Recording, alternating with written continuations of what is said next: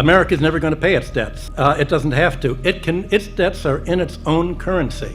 We can simply print it. The African debt is not in its currency. The African debt is in US dollars. The only way it can earn the US dollars is not to be assassinated for growing its own food and becoming independent and doing something that the United States does not like.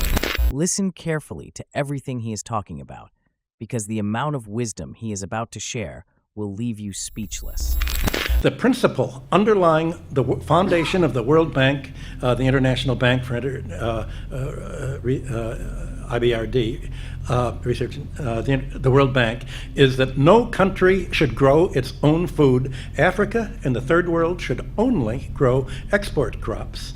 To export, in order to have an oversupply of cocoa and other tropical raw materials, to keep down the price, they must buy their grain from the United States or Europe, so that if they do something that we don't like, we can do what America tried to do to China in the 60s. We can sanction them. We can say, we're going to starve you. We're going to not export any grain to you.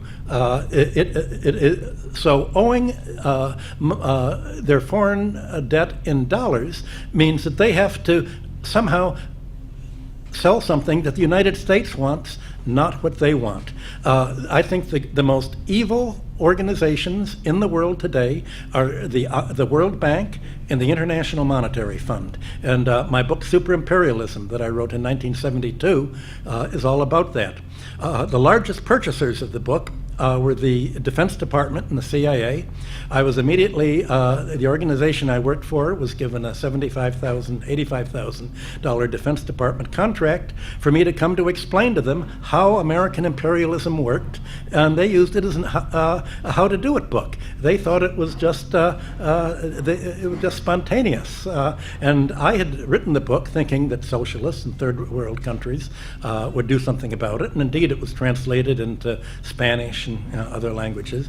But it was really the Defense Department that applied most of this, and I was amazed when I was invited to the White House to explain how imperialism worked. And my boss said, "We've run rings around the British imperialists. This is how to do it. You make them owe the debts in your currency, not their own. You control their central bank and make them financially dependent on you, and then you've got a stranglehold for them." So certainly the third world countries should cancel the debts under the odious debt principle. I haven't been able to convince any of them to do it because they said if we do that, the CIA will kill us. So how do you break that cycle? That's a problem I've not been able to solve. The next question was about Augustus, I think. Well, Augustus did that. One of the first things he did was declare a bankruptcy law. He couldn't go further because he was the adopted nephew of Julius Caesar, and he knew what happened to his uncle. When a country devalues a currency, what are they devaluing? Well, you know, there's a world price for grain, a world price for aluminum, a world price for raw materials.